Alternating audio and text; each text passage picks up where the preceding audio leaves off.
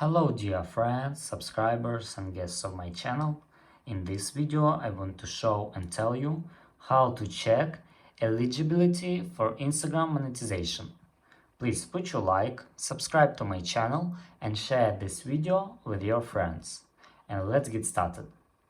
So first we need to turn on professional mode. For that you must go to Instagram. After that, go to our account and here we must turn on professional mode.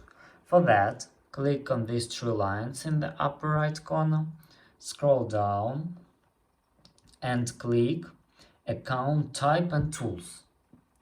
After that, click Switch to Professional Account, click Continue, choose what best describes you, click Done.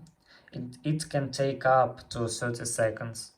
After that, click Creator or Business, click Next, click Not Now, click on the cross, and now go back and click on three lines again.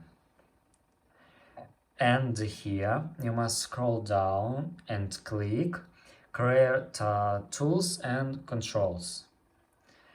And here you can click Monetization Status. And as you can see, you are currently unable to monetize. And that's all. Here you can check eligibility for Instagram monetization.